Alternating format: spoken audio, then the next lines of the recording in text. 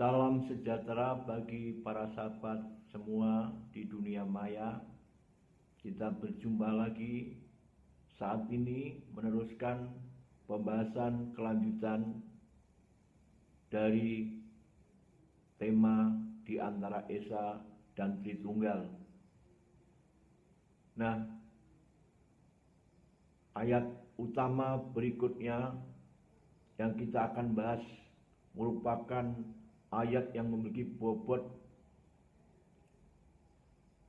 luar biasa dalam rumusan kealahan, karena ayat ini sebagai ayat penerang bahkan semakin memperjelas bagaimana Allah kita memang betul-betul Esa secara jumlah. Saya bacakan kepada para sahabat semua dari kitab Markus pasal 12 ayat 29. Jawab Yesus, hukum yang terutama ialah, dengarlah hai orang Israel, Tuhan Allah kita, Tuhan itu Esa. Nah, para sahabatku, ayat ini terdapat kata hukum yang utama. Kata utama dari kitab bahasa Yunani berasal dari kata prote, yakni dari kata dasar protos, yang artinya jika kita membaca kamus bahasa Yunani atau kita membuka kamus kitab elektronik dari YouTube atau kitab-kitab yang sifatnya paralel dengan kamus-kamus, maka kata prote atau protos yakni diarahkan kepada sesuatu yang memang bersifat utama. Jika waktu maka atau tempat, hal itu akan mengarah kepada yang pertama. Jika bicara masalah ranking, maka bermakna ranking nomor 1. Jika kepangkatan, maka dia sebagai kepala atau komandan. Jika diarahkan kepada hormat dan pengaruh, maka dia pun sebagai tempat yang paling berpengaruh dan yang paling terhormat. Jadi tidak ada alasan bahwa Allah kita berpikir dan mereferensi atau mendefinisikan berbentuk jamak atau tiga pribadi.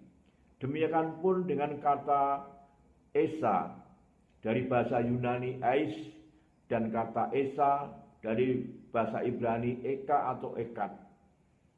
Dari kamus pun baik Yunani maupun Ibrani, maksud saya kamus Ibrani dan kamus Yunani, dua-duanya tidak ada indikasi sedikit pun mengarah kepada jamak.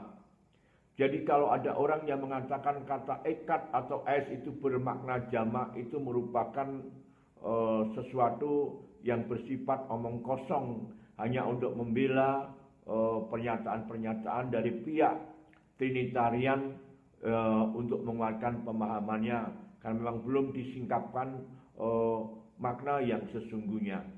Nah, para sahabatku, kata Ekat atau Ais ini diteguhkan oleh kitab Yesaya bahwa memang Allah dari awalnya tidak berindikasi sebagai pihak yang jamak. Saya bacakan bagi sahabat semuanya.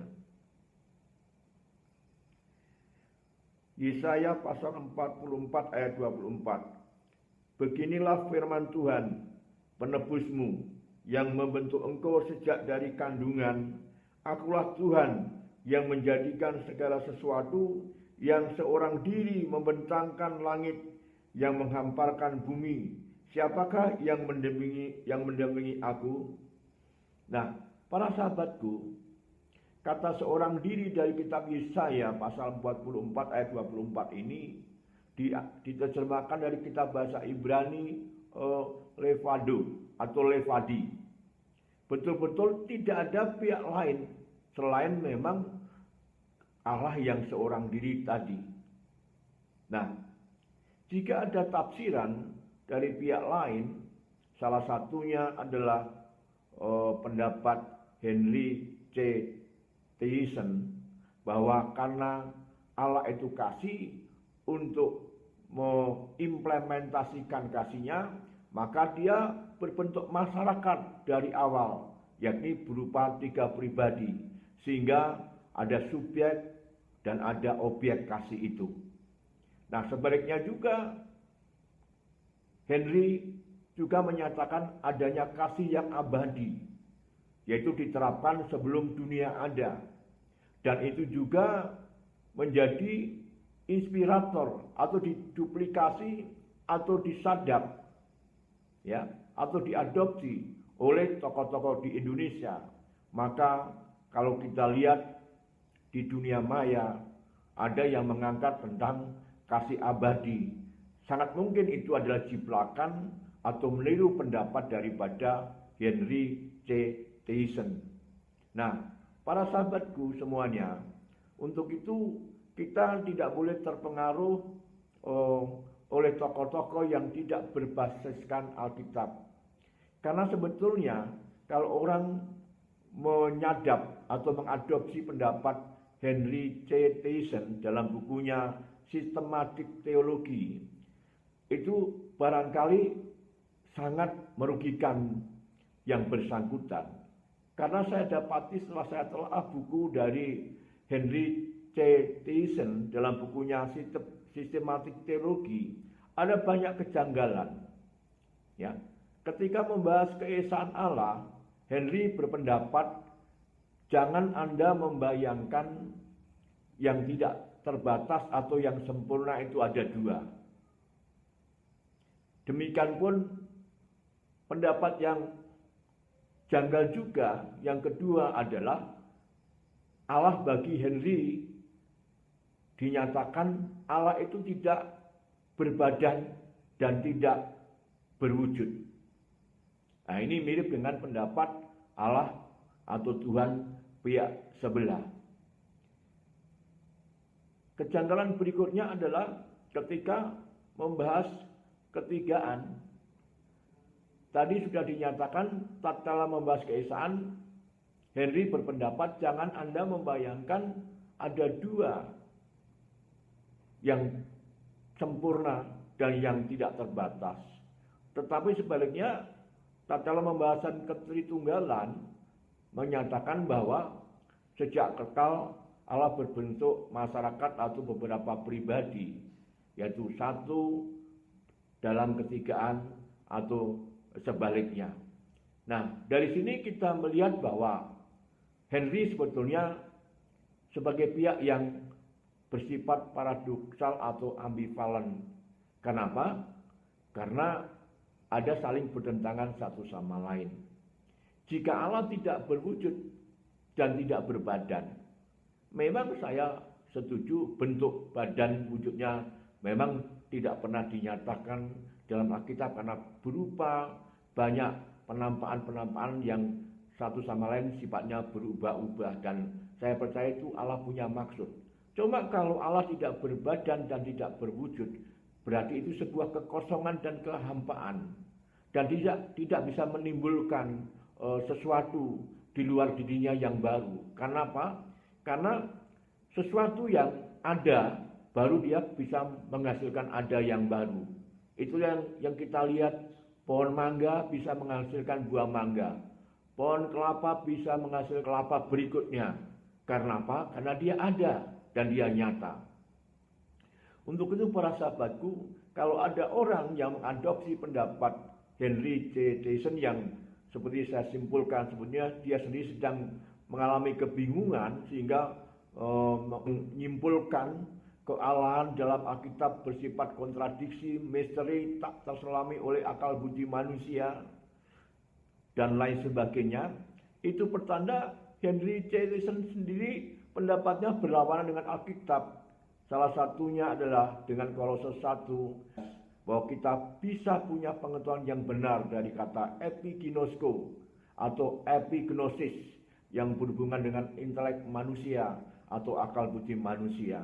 Untuk itulah kita tidak salahnya mendalami pendapat-pendapat tokoh-tokoh. Tapi tokoh-tokoh itu tatkala tidak bisa menghantar kita dengan pengertian-pengertian yang paralel dengan Alkitab secara komprehensif integral, maka kita harus berbalik dan berguru kepada guru besar utama Alkitab, yakni Roh Kudus. Karena Roh Kuduslah yang bisa membawa kita kepada keseluruh kebenaran.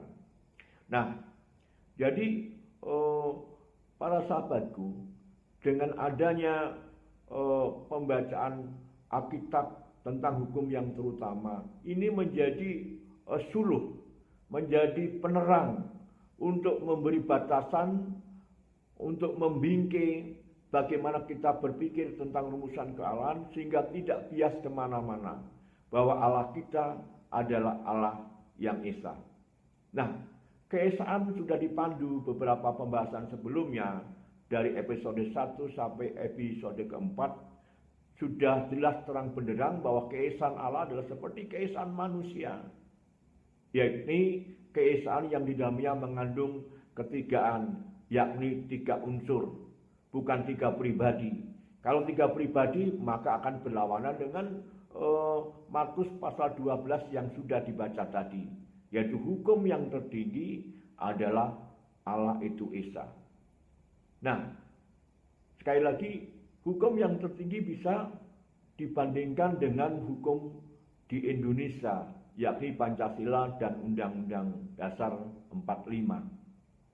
Undang-undang berikutnya sesudah 2 undang-undang ini sebagai hukum yang tertinggi, undang-undang yang baru semuanya harus berkiblat dan berorientasi dan tidak boleh berlawanan dengan Undang-Undang Dasar 45 dan Pancasila.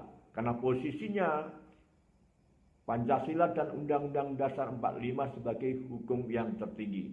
Demikian juga tatkala Yesus menetapkan bahwa hukum yang tertinggi adalah Tuhan Allah itu esa, maka penampaan-penampaan, pernyataan-pernyataan yang sifatnya masih simpang siur, masih kabur dan kurang jelas, maka semuanya harus mengarah dan kembali serta berkiblat kepada hukum yang tertinggi, bahwa Allah itu esa.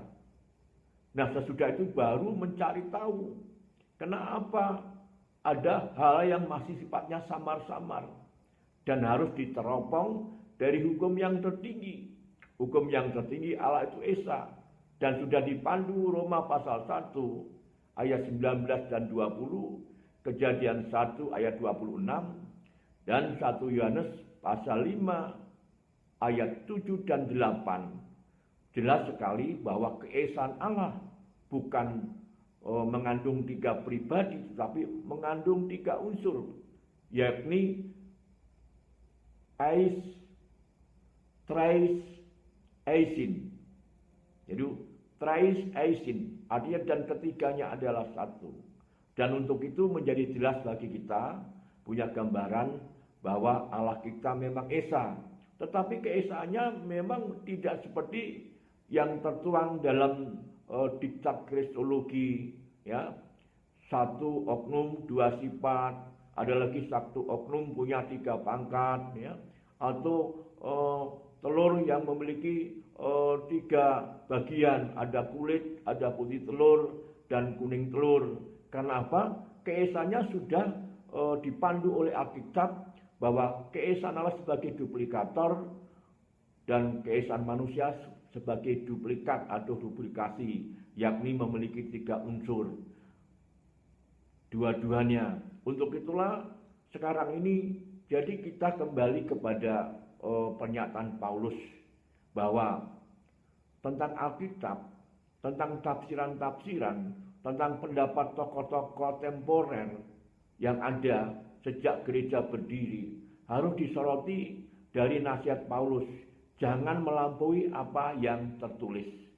Nah, yang tertulis dalam Alkitab adalah seperti kitab Roma, kitab Kejadian, dan 1 Yohanes pasal 5 menyatakan bahwa secara jelas keesaan itu merupakan perbandingan komparasi antara keesaan Allah dengan keesaan manusia. Demikian juga dengan ketigaannya. Berarti dengan demikian maka semua pandangan-pandangan yang berlawanan dengan hukum yang tertinggi ini harusnya ditarik, ya, harusnya diralat, harusnya direvisi, sehingga generasi sekarang ini tidak mengalami kebingungan lagi. Saya setuju dengan pendapat sahabat Bapak Pendeta Yosua Tewuf bahwa pandangan ketigaan yang memang tidak paralel dengan Alkitab bisa membuat orang gampang murtad. Nah, itulah analisis saya. Kenapa di Turki yang dulu merupakan mayoritas orang percaya kepada Yesus kemudian menjadi minoritas? Karena memang kondisinya tentang Trinitas itu atau keesaan yang tidak jelas ini bisa orang berpikiran tentang politeisme. Politeisme, yakni Allah itu beberapa pribadi. Padahal kalau Allah mengarah kepada beberapa pribadi, maka itu sama dengan pihak sebelah kiri, yakni Allahnya jamak, bahkan Tuhannya banyak sekali. Nah, untuk itu para sahabatku, sekarang ini kita diteguhkan, dikuatkan, dibuat lebih terang benderang lagi bahwa Allah kita secara fisik adalah hanya satu pribadi. Untuk itulah ketika membentangkan langit dan bumi dikatakan akulah yang seorang diri. Jadi kasih abadi, tiga pribadi dari kekal itu harusnya ditarik, ya, direvisi dan dievaluasi. Harus kembali kepada hukum yang tertinggi, bahwa hukum yang tertinggi atau prote atau protos adalah Allah itu Esa. Dan kata Esa pun baik dari bahasa Yunani Eis dan dari bahasa Ibrani Eka atau Ekat tidak ada indikasi berarti jamak. Kata jamak itulah tafsiran kelompok dari Trinitarian yang ingin membenarkan pendapatnya bahwa dari kekal Allah berbentuk tiga pribadi. Sehingga menjadi jelas bagi kita keesaan Allah mengandung ketigaan, tapi ketigaan itu adalah bukan pribadi tetapi tiga unsur, seperti unsur roh, jiwa, dan tubuh manusia. Demikian juga Bapa. Keesaan Allah mengandung tiga unsur, yaitu unsur Bapa, unsur firman, dan unsur Roh Kudus. Ketiganya saling bergantung satu sama lain, tersendiri tetapi tidak pernah sendiri, tidak sama namun selalu bersama. Tidak bisa dipisah-pisahkan keesaan itu, terurai seperti sebuah benda tertentu dalam unsur kimiawi. Tatkala dibawa di laboratorium bisa mengkristal dan terbagi-bagi. Nah, keesaan Allah dan ketigaannya tidak bisa dibagi-bagi. Seperti keesaan manusia, roh, jiwa, dan tubuhnya juga tidak bisa dipisah-pisahkan. Kalau dipisah-pisahkan antara roh, jiwa, dan tubuh, bukan menjadi manusia lagi, tetapi menjadi mayat. Kenapa? Tubuhnya tidak hidup lagi dan tidak bisa disebut sebagai manusia secara utuh. Karena apa? Karena unsur-unsur itu memang menyatu secara sempurna, tidak bisa dipisah-pisahkan. Untuk itulah Yesus berulang menyebut bahwa aku dan Bapa satu. Bapa tidak pernah meninggalkan aku selalu bersama dengan Dia. Karena apa? Karena keesaan Allah yaitu mengandung tiga unsur, yaitu Bapa, Firman, dan Roh Kudus. Ketiganya tidak sama namun selalu bersama.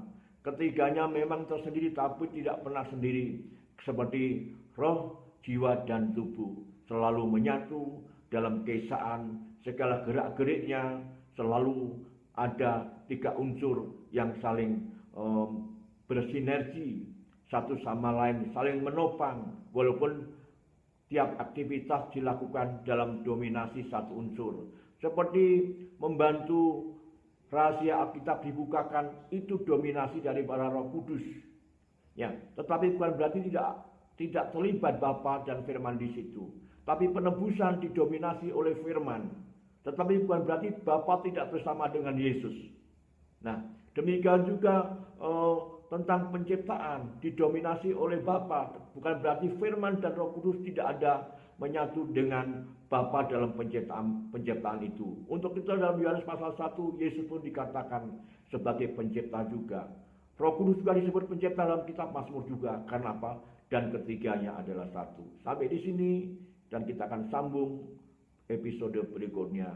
Haleluya. Amin.